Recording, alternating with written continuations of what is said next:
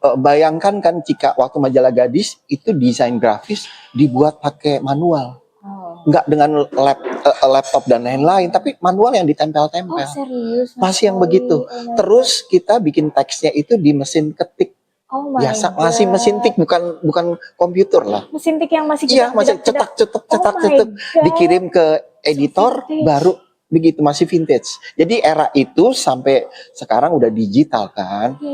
Terus konsep bahkan background cover itu menjadi satu yang ternyata efek plastik yang harganya murah itu bisa menjadi efek yang sesuatu yang menarik gitu di majalah. Pokoknya cover Gadis tuh kalau seingat aku ya Mas ya, itu kayak pionir banget dan ditiru sama majalah-majalah. Betul.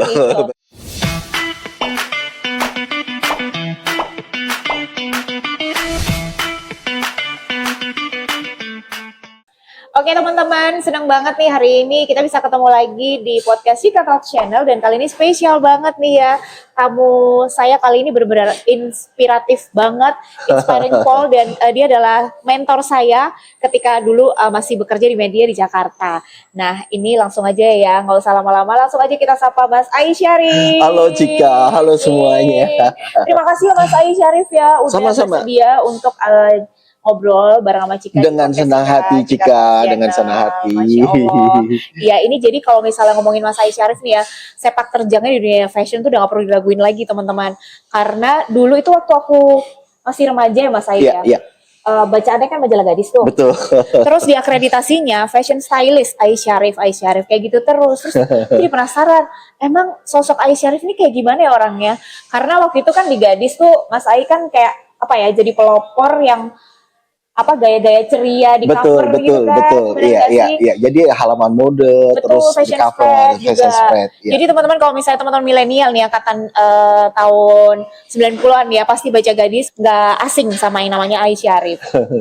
Terus udah gitu dream come true banget nih teman-teman ya, yang awalnya ngefans terus akhirnya pas bekerja di media bisa kerja bareng sama Mas Ai, di mana aku berkesempatan jadi anak buahnya Mas Ai ya waktu itu di salah satu majalah di Indonesia. Dan baru saja ini Mas Ai menjadi mentor untuk bersama para desainer di Surabaya ya Mas Ai ya. Nah itu gimana tuh Mas Ai, boleh cerita tuh gimana tuh acaranya bareng Persana ya kalau nggak salah? Iya bareng Persana, dan kebetulan Persana ulang tahun ketiga ya. Dan kebetulan saya juga ada meeting di Surabaya, jadi ini mereka ngundang sekalian, jadi saya seneng ngajar sih gitu. Jadi begitu sampai di sini setelah meeting, keesokan harinya baru saya ketemu sama ibu-ibu UMKM dari Persana. Gitu. Gimana tuh Mas Ai, kesannya Mas Ai nih ngelihat industri fashion di Surabaya tuh kayak gimana nih Mas Ai? Kalau ngelihat industri fashion di Surabaya pastinya luar biasa ya, karena di Surabaya kan juga ada Surabaya Fashion Parade.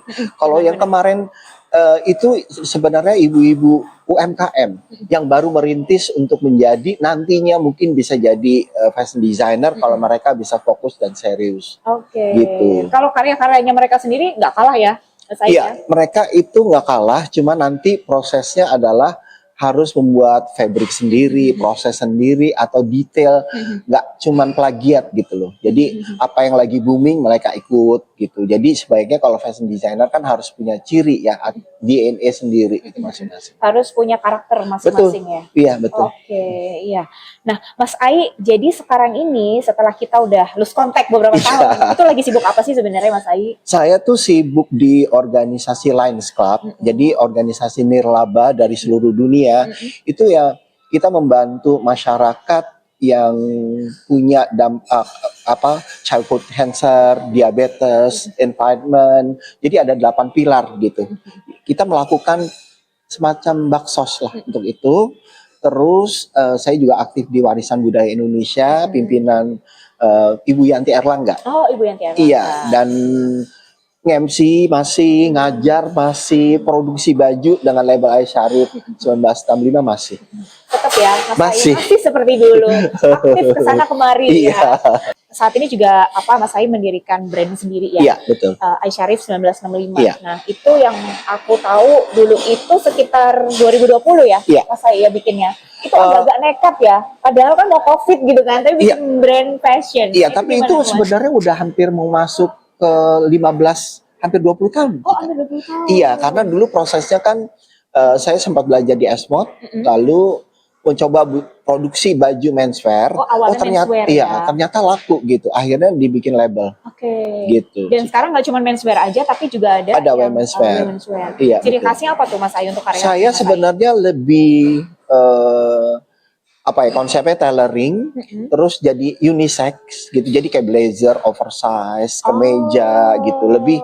Lebih klasik lah, long lasting gitu loh, Cika. Jadi saya nggak suka yang justru nggak bermain dengan payet-payet, bidit gitu, nggak. Iya, bener.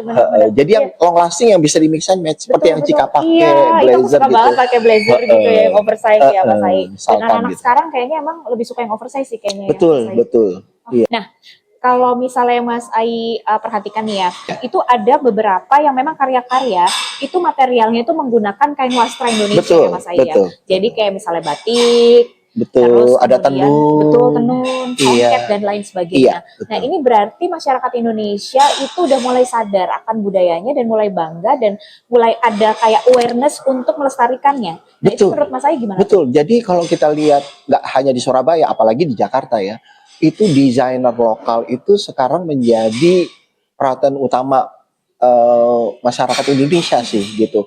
Bahkan Cika tahu sendiri, parfum orang sekarang udah malas lah beli yang branded, yang nama-namanya di kelas itu. Sekarang ternyata harumnya ya nggak kalah. Benar, dan sama-sama awet Betul, ya Mas Ai. betul. Dan kalau kita lihat sekarang acara temanya atau dress code-nya busana Nusantara misalkan, seperti itu. Jadi kita jadi nggak khawatir gitu desainer lokal, walaupun semakin banyak ya gitu. Nah, ini makin aware sih orang Indonesia sekarang mengangkat bukan hanya batik, tenun, songket dan lain-lain. Sekarang itu kayaknya kemana-mana mereka wajib deh punya. Iya, iya. Prediksinya gimana tuh Mas Ai? Maksudnya kans yang dipunyai oleh para desainer-desainer lokal Iya. dan juga brand-brand lokal nih. Kadang-kadang tuh kita tuh masih kayak agak apa ya, khawatir, apalagi kan anak-anak muda sekarang itu Betul. lebih memilih produk-produk yang thrifting. Betul. Kayak gitu Mas Ai. Betul. Nah, sebenarnya para UMKM produk lokal ini punya tempat nggak sih Mas Ai? Kalau menurut Mas Ai gimana tuh? Ada. Yang penting kita harus punya ciri masing-masing brand itu. Jadi optimis ya, ada. Sangat optimis, sangat optimis. Dan jangan jadi plagiat. Jadi apa yang booming sekarang diikutin Bener gitu. sih, Jadi bener. harus kalau mau long lasting ya dia harus punya ciri. Nah, kalau untuk apa brand tadi Aisyarif 1965 itu kan sekarang kan orang-orang pada mainnya kan di secara digital ya Mas Ai ya. Iya, Maksudnya selain betul. toko offline. Nah, Betul. kalau Mas Ai sendiri itu Nah, apa lewat mana nih penjualannya? Nah, Marketplace atau iya. 2 tahun lalu masih ada store, Cika. masih ada toko Tapi offline. berjalannya waktu, pelajari juga teman-teman yang punya store gitu, ternyata punya store nggak efektif gitu loh, Cika. Nggak efektif. Artinya kita bayar listrik, sewa tempat, terus juga SPG dan lain-lain. Ternyata begitu saya mengalami, cobalah lewat via Instagram, TikTok itu jalan sih, Cika. Jalan ya. Jalan gitu.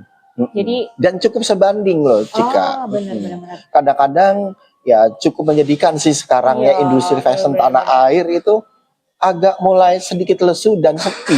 Iya. Gitu. Walaupun desainer baru itu banyak sekali sekarang. Betul. Iya. Desainer baru, brand baru, Betul. produk baru, Betul, itu betul. banyak banget ya. Iya. Jadi di satu sisi tuh bangga karena banyak bermunculan generasi-generasi muda. Iya, iya. Tapi di sisi lain ya lesu juga gitu kan Lesu ya Mas Ai, gitu. gaya Jadi kita belinya. harus smart ya untuk menyikapi ini gitu. Apa yang bisa kita lakukan gitu agar brand kita terus ada, terus ya adalah 1-2 yang masih beli. Gitu. Berkomunitas mungkin Mas Ai, maksudnya Pasti harus. dengan sesama desainer, Betul. dengan sesama penggiat fashion gitu, Betul, kita betul. bikin kegiatan apa gitu yang Iya. bisa sama-sama maju gitu. Betul, ya, Mas betul. Ai. Harusnya begitu. Sekarang eranya memang udah kolaborasi sih. Kolaborasi, benar sih. Di mana fashion show sekarang shoes, makeup, hairdo, aksesori bukan lagi dari desainer itu sendiri, tapi dengan kolaborasi dengan yang lain. Dari situlah bisa branding bareng-bareng, promo bareng-bareng. Kita bisa sukses dan maju Betul, bareng-bareng betul, ya. iya. Iya. Oke, dan jadi kalau misalnya mau ngedapetin produknya Aisyarif 1965 atau mungkin pengen tahu nih, pengen kepo gitu, itu bisa dicari tahu di mana Mas? Bisa di Instagram saya di Aisyarif 1965. Di Marketplace? marketplace sekarang belum. Oh, belum ya. Belum. Jadi sekarang lagi menikmati, oh ya udah order Oke. gitu. Jadi bahkan di IG sama TikTok berarti iya TikTok sama namanya sama. Oke, Iya. oke. Kayak gitu teman-teman ya. Jadi kalau misalnya teman-teman pengen tahu, penasaran kayak apa sih brandnya Mas Ai yang namanya Ai Syarif 1965 itu bisa kepoin langsung di Instagramnya Mas Ai dan Iya. juga TikToknya Mas Ai. Betul. Oke, Mas kita flashback nih ya zaman-zaman Iya. keemasan dulu tahun Keemasan. 90-an ya. Iya. Dimana kita bekerja di media saat itu majalah yang namanya Gadis sama Femina kayaknya waktu itu bisa dibilang jadi leading magazine ya saat itu dan Mas Iya, Ai betul. juga menjadi salah satu bagian yang bikin tren gitu untuk covernya. Terus pokoknya cover Gadis tuh kalau seingat aku ya Mas ya, itu kayak pionir banget dan ditiru sama majalah-majalah. Betul. Nah itu Mas Ai tuh kalau misalnya saat itu ya udah bisa menciptakan tren kayak gitu tuh inspirasinya dari mana sih Mas Ai? Iya, jadi kita sebagai fashion editor dan fashion stylist itu harus punya ciri gitu. Setiap fashion stylist harus punya ciri. Nah, baju yang sudah ada kita mix and match gitu Cika. Jadi menjadi sesuatu yang baru gitu. Dan ya tentunya karena di majalah remaja ya karakter si model ini atau si gadis sampul ini ya harus menunjukkan bahwa dia teenager saat itu gitu. Jadi inspirasinya dari mana sih Mas Ai? Soalnya cover-covernya Mas Ai terus photoshootnya bikinan Mas Ai itu kayak apa ya? Kayak langsung jadi tren gitu loh. Iya. Dari cara senyumnya, gayanya kayak Iya. Jadi kalau itu inspirasinya banyak sih Cika. Jadi kan suka baca majalah juga dari dalam negeri, luar negeri itu harus sih. Jadi wawasan kita juga bertambah. Terus konsep bahkan background cover itu menjadi satu yang ternyata efek plastik yang harganya murah itu bisa menjadi efek yang sesuatu yang menarik gitu di majalah gitu. Iya itu kreatif banget loh Mas Ai di zaman segitu ya. Mas Ai sudah bisa berpikir out of the box itu sih keren banget. Nah kalau boleh flashback lagi nih Mas Ai perjalanan Mas Ai itu sampai akhirnya bisa bergabung di majalah yang bisa dibilang leading magazine saat itu gimana sih? Karena setahu aku kan Mas Ai ini juga seorang dancer ya teman-teman. Dan dancernya itu nggak kaleng-kaleng juga karena beliau bergabung di salah satu grup tari yang cukup terkenal yaitu Suara Mahardika.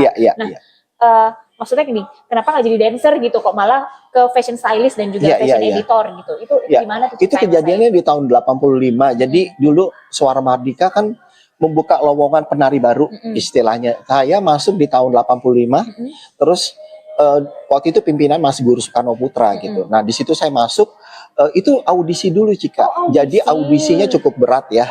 Dan waktu itu seniornya juga udah masa itu udah top sekali gitu.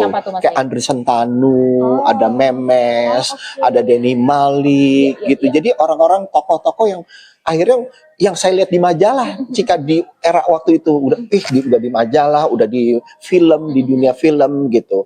Nah, begitu saya masuk terjun ternyata makin banyak lagi gitu. Orang-orang ternyata dia ada di sini ya, orang-orang yang saya lihat di majalah, di film gitu. Nah, perkembangannya perjalanannya waktu itu lama-lama saya jadi penari profesional Cika gitu. Jadi sempet ya Mas Ai? Sempat. Jadi penari cukup lama, saya malah belajar jazz ballet di Flex Point dan Marina Dance Academy. Wow, nggak kaleng-kaleng gitu ya. Jadi saya abis itu mendirikan Warna Indonesia, membawa misi budaya ke Eropa Timur, hampir lebih 15 tahun. Jadi perjalanannya keliling dunia itu bukan ini Cika, jadi biaya sendiri tapi justru karena membawa nama Indonesia dan memperkenalkan Indonesia. Bersama Suara Mahardika sih sempat ke Austria dan Jerman di 5 kota. Jadi sempat jadi dancer profesional, sempat belajar tari juga secara serius. Betul, secara serius. Bahkan dulu ya udahlah, kan dulu di kelompok Suara Mahardika di Jalan Sisingamaraja rumah Mas Guru itu kayak orang udah tinggal talent scout tuh tinggal datang ke Mas Guru, ini mau tinggal pilih karena menurut mereka ini orang-orang berbakat gitu. Dan sempat ditawarin dulu film Cika, jadi saya memilih ke tari. Walaupun setelah itu perjalanannya, coba dong gitu casting gini-gini ya pernah sih beberapa iklan scene, kan, iklan juga pernah, terus dengan Technia Dinata sempat di Gossip Girl, di film kayak gitu-gitu sih. Jadi perjalanannya seperti itu, Cika. Oh, jadi awalnya tari dan Nah, juga sempat serius, sempat betul, jadi apa penari profesional juga. Terus betul. akhirnya sampai ke dunia fashion, dunia Iya. majalah tuh ceritanya gimana Nah, Mas Ai? ceritanya adalah saya, aduh, usia kayaknya udah nggak memungkinkan jadi penari profesional Oke. waktu itu. Karena Jadi udah akhirnya, berasa ya gerakannya Mas Ai ya. abis itu, gadis yang lagi buka lowongan. Oh, tahun Nah, berapa tuh Mas Ai? itu tahun 93. Awal 90-an Iya, ya. 93. Terus saya coba itu, ternyata tesnya juga panjang ya, 7 kali. Iya, benar-benar. Di situ sampai psikotes, akhirnya keterima sih Cika. Dari situ sampai perjalanan waktu 11 tahun. Jadi angkatan 93 itu dari Ersa Mayori sih. Iya, dan semuanya jadi sih, dan jadi. semuanya jadi Iya, ya. iya. Maksudnya angkatannya Mas Ai, maksudnya angkatan ketika Waktu- fashion editornya itu Mas Iya, Ai, itu iya. udah jadi semua Iya, ya. betul. Dari yang Ersa Mayori, Dian Sastrowardoyo Dian juga ya. Sastro, Sigi Wimala, banyak sih. Wow, Astrid Tiar juga ya. Iya. Gila sih. Gila sih. Ini legend banget nih ya teman-teman ya. Aku banyak belajar banget nih dari Mas Ai. Nah, terus emang dulu waktu pas masih di Suara Mahardika itu Mas Ai emang udah suka sama fashion gitu? Iya, suka Cika. Jadi saya kan kalau di Suara Mardika tuh membernya itu kan beragam ya. Jadi menarik sekali sih untuk dilihat gitu. Dan apalagi setelah saya masuk di Gadis, terus 11 tahun majalah Dewi, 4 tahun, itu apalagi sering diundang ke Paris Milan Fashion Week kan Cika, sebulan lamanya kita bertugas kan waktu di Dewi. Itu ya kadang-kadang sendiri bertugasnya, kadang-kadang sama fotografer. Dari situ makin tumbuh sih kecintaannya sama fashion gitu. Oke. Karena kan Dewi itu boleh dibilang kita undangannya VIP ya, Ya, jadi benar, bisa ke benar. backstage, Benar. bisa interview desainer, supermodel, makeup Iya, artist, betul, dan betul. dari situ tumbuh sih makin sukanya. Makin Dan suka di dengan 2004 masuk kelas di S-Mod. Masuk kelas di S-Mod. Oke, itu ngambil apa waktu itu Mas Ai? Sebenarnya itu masuk trend forecasting ya. Oh, Jadi oke. jadi lebih ke Fashion forecasting. nah, habis itu tapi kan kita tugas-tugasnya banyak ya waktu di S-Mod juga. Ya, begitu deh Cika Seru perjalanannya. banget ya. Jadi di Gadis itu 11 tahun. 11 Terus tahun. kemudian pindah Majalah ke Dewi 4 tahun. 4 tahun ya. Habis itu dibajak tuh sama Oh iya. MNC. Di situ 5 tahun. Di situ 5 tahun. Iya. Jadi emang udah apa saking cintanya di dunia fashion dan juga Iya. media di majalah Betul, ya. betul. Emang udah se-passionate itu Betul. ya Mas Ai, Habis ya? itu baru dari situ ke Kompas TV 1 tahun ya menjadi host di Kompas TV. Iya. Waktu itu aku juga sering lihat sih. Iya. Kangen nggak Mas ngerjain photoshoot maksudnya Kangen. zaman dulu gitu? Kangen karena akhirnya kembali dengan brand sendiri Cika. Jadi untuk menangani itu ya udah terbiasa deh. Terbiasa. Kadang-kadang sendiri dikerjain gitu, bikin konten dan lain-lain. Iya, kalau dulu di majalah MNC itu kalau Mas Ai lagi ngadain photoshoot itu kayaknya detail banget gitu ya. Iya. Tapi sesuai dengan hasilnya teman-teman. Hasilnya tuh udah pasti bagus gitu. Tapi memang begitulah Mas Ai itu akan sangat detail ya. Perintilan-perintilan apa pun pasti diperhatiin banget Iya, sama Mas Ai. Ya. betul. Oke. Nah, kalau perbedaan nih Mas Ai ngomongin soal fashion ya. Iya. Sekarang kan udah digital media ya Mas Ai ya. Majalah tuh hampir bisa dibilang udah nggak ada Betul, kan. Kalaupun betul. ada mungkin cuma edisi nostalgia Betul, kali ya. betul. Nah, menurut Mas Ai yang udah bisa dibilang berapa tahun ya Mas Ai ya berkecimpung di dunia fashion? Fashion itu 20 tahunan lebih 20 lah. tahunan, ya, 20 tahunan lebih Iya. nih. Berarti Mas Ai itu kan melewati berbagai macam generasi ya. Betul, dari 90-an, 2000 awal Betul. kayak gitu. Betul, iya. Itu apa Mas perbedaannya kalau menurut Mas Ai dari zaman yang dulu sampai sekarang? Iya, perbedaannya yang adalah bikin Mas Ai takjub gitu. bayangkan kan Cika waktu majalah Gadis itu desain grafis dibuat pakai manual. Nggak dengan laptop dan lain-lain, tapi manual yang ditempel-tempel. Oh serius? Masih yang begitu. Terus kita bikin teksnya itu di mesin ketik. Oh my Biasa, God. masih mesin tik, bukan komputer lah. Mesin tik yang masih Iya, masih cetak, dikirim ke editor, baru begitu, masih vintage. Jadi era itu sampai sekarang udah digital kan. Iya. Gitu sih. Jadi Mas Ai ngalamin banget yang dari mesin ketik, terus kemudian komputer kode kan. Terus udah gitu beralih ke komputer yang udah ada internetnya. Betul. Kayak gitu itu ngalamin itu, ya. Ngalamin sekali. Seperti itu sih Cika gitu. Nah makanya kalau begitu kita sekantor dengan sorry ya, milenial dan lain-lain, itu Gen Z sekarang Mas Ai. Gen Z malah gitu cepat puas. Jadi kadang-kadang mereka cuman 1 tahun dia udah resign, 2 tahun udah resign, menganggap gampang nanti bisa dapat kerjaan baru gitu. Padahal kita paling enggak 3 tahun lah dapat ilmunya, baru kita bisa move on lagi gitu. Betul. Apa kabar Mas Ai yang sudah belasan tahun ya di Femina Group ya? Udah ngelontok gitu ya. Tapi namanya. beda sih, maksudnya disiplinnya dan lain-lain itu berbeda. Aku ngerasain juga sih Mas Iya. Ai. Kangen ya Mas Ai ya? Kangen. Iya, walaupun di Jakarta masih sih majalah-majalah lifestyle itu masih ada gitu buat branding. Dan akhirnya Mas Ai sekarang mengobati kekangenan itu dengan ngadain photoshoot tapi untuk brand sendiri. Betul, kayak gitu ya Mas Ai. Masih Oke. iya. Nah, Mas Ai ini kan juga di salah satu event fashion terbesar yaitu Jakarta Fashion Week Iya. juga sempat jadi koreografernya ya. Jadi waktu itu menjabat sebagai kreatif. Oh, kreatif. Termasuk tim ngurusin koreonya nggak sih? Jadi iya, jadi koreonya mau di apa? Kadang-kadang kita komunikasi dengan koreografer. Oh, oke. Gitu. Nah, kalau dulu waktu masih di Femina Group kan juga Mas Ai menangani berbagai macam event-event fashion show gede. Betul. Perbedaannya apa Mas Ai? Maksudnya look dari model itu sendiri kalau zaman dulu tuh kayak apa? Terus awal 2000-an tuh kayak apa? Dan sekarang itu tren look modelnya kayak gimana Mas Ai? Iya, kalau di JV sampai sekarang sih masih audisi modelnya. Jadi JV itu punya standar sendiri lah untuk model. Jadi bukan yang muscle, yang untuk yang cowok itu bukan yang muscle, tapi yang lebih skinny lah dicarinya. Sekarang eranya begitu karena desainer nggak mau terkesan bulky waktu dipakai di runway gitu. Ya makin tinggi-tinggi anak-anak sekarang, ya, yang makin cewek-cewek tinggi-tinggi. Juga 180 cm. Betul, tapi yang paling penting ya jangan kosong lah. Apalagi model dulu tuh berbeda dengan model sekarang. Apa tuh Mas Ai bedanya? Nah, perbedaannya kalau dulu itu masing-masing sosok atau masing-masing model punya karakter. Kalau sekarang flat aja jalan begitu, berbeda sekali. Saya rasa juga disiplinnya juga berbeda sih dengan model-model dulu ya. Iya. Kita lihat sekarang masih ada sosok Oke Asokawati, masih ada sosok Sarita, ada Dani Dahlan. Kita lihat dia sosoknya masih ada karakter yang melekat gitu sebagai model. Tapi kalau model-model sekarang ya paling 1-2 lah yang masih punya image atau karakter yang kuat gitu. Aku suka Kimi Jayanti sih. Iya, bisa karakter masih sampai sekarang. Apalagi kan Kimi masih buka sekolah ya. Iya. Nah, kalau yang sekarang tadi Mas Ai bilang jangan kosong tuh maksudnya apa tuh Mas Ai? Jadi flat. Pas jalan di runway itu nggak boleh.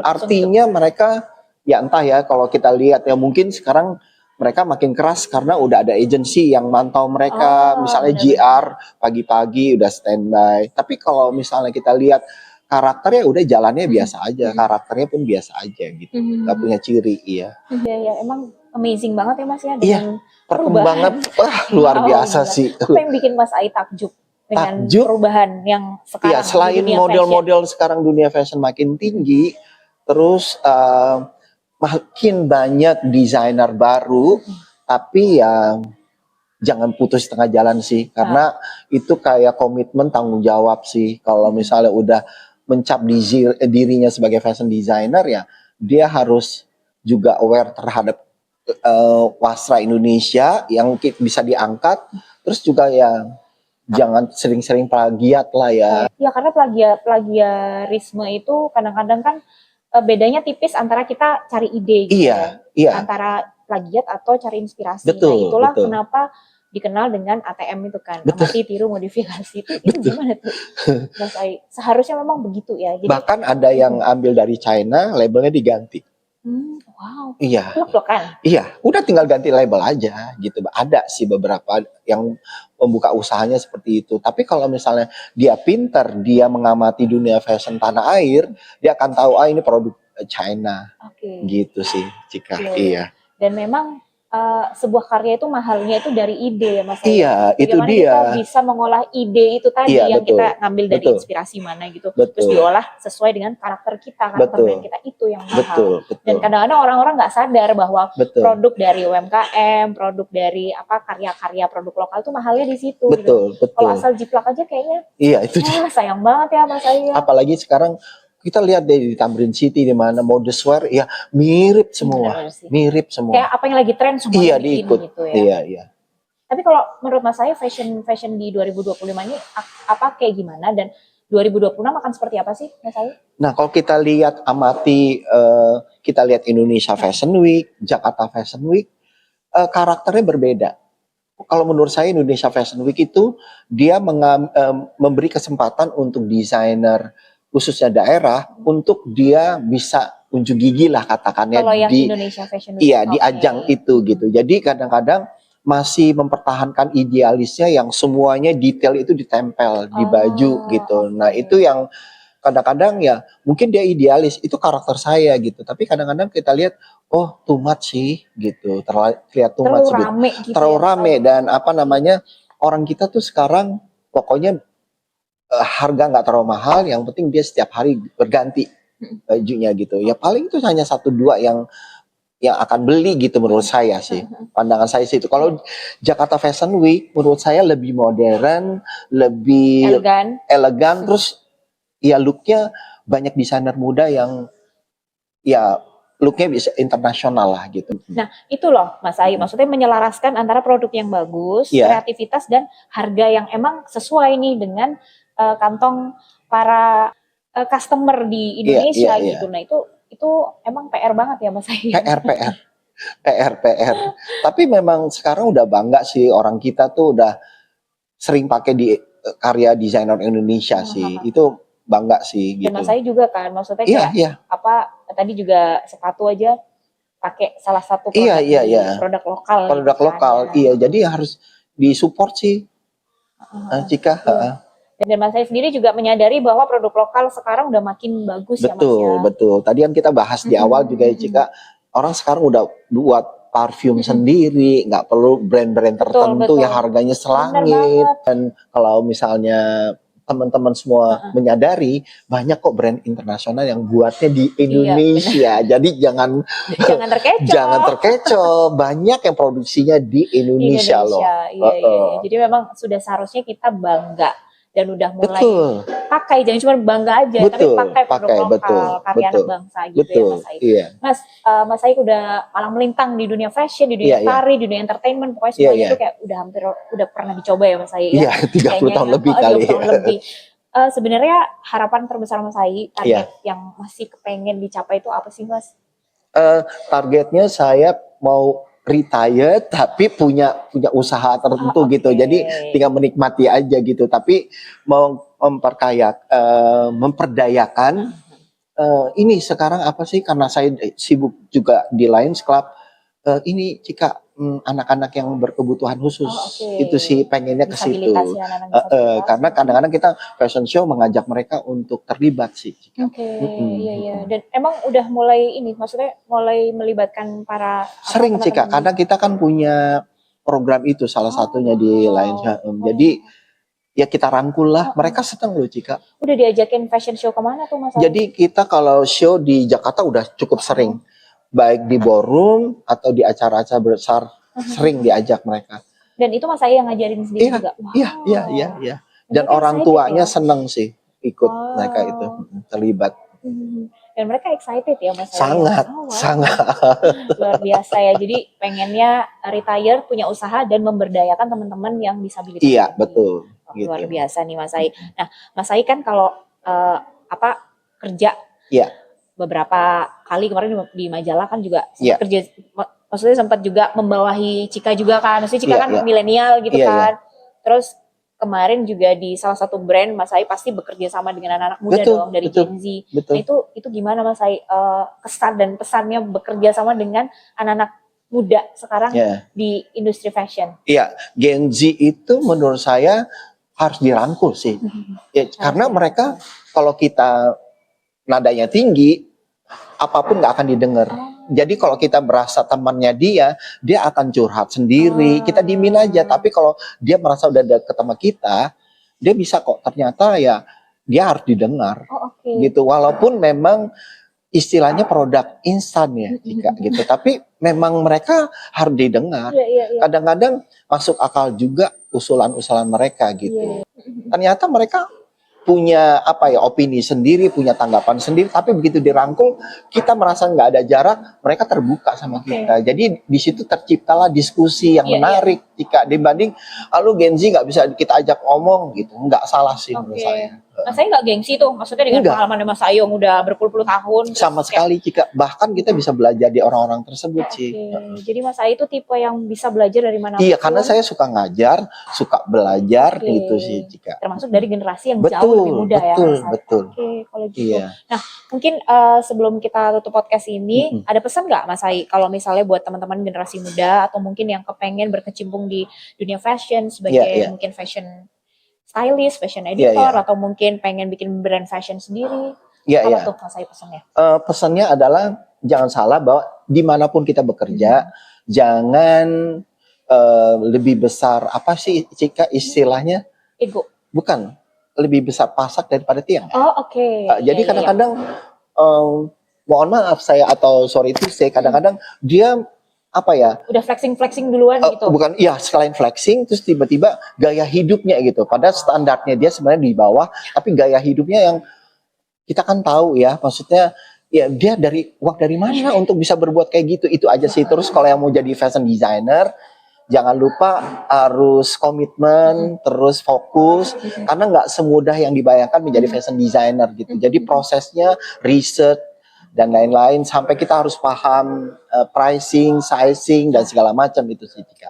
Luar biasa, ini benar banget sih ini dari expertnya nih ya teman-teman. Tadi udah dijelaskan ya Mas Ai. Iya. Dan, ini tadi obrolan ini tadi juga aku banyak belajar banget ya. Kalau misalnya ada catatan sih kepengen aku catat. Ini mahal nih ya, guru saya ini teman-teman. Oke deh kalau gitu Mas Ai. Sama-sama terima kasih Cika, banyak, sama-sama, Mas Ai, ya. sama-sama. Senang banget hari ini bisa ngobrol Sama-sama, sama Mas Ai. Cika. Moga-moga Dengan kita senang nanti hati. bisa berkolaborasi bareng Amin, ya, Mas, ya. amin. Next time gitu. Amin, amin. Dan semoga apa yang kita obrolkan tadi bermanfaat buat orang banyak dan juga buat teman-teman yang nonton. Aku juga mendoakan semoga Mas Ai lancar-lancar di bisnisnya. Amin. Kemudian di Cika segala juga. rencana-rencananya kayak gitu. Pokoknya good luck for everything ya Mas Ai. Thank you Cika. Oke deh kalau gitu teman-teman, itulah tadi obrolan bersama Mas Ai Syarif. Thanks for watching dan jangan lupa teman-teman untuk subscribe ya podcast Cika Talk Channel, karena nantinya aku akan masih menghadirkan beberapa narasumber dan juga tamu-tamu yang inspiring di bidangnya. Ya udah kalau gitu, thanks for watching. Have a nice day and bye-bye.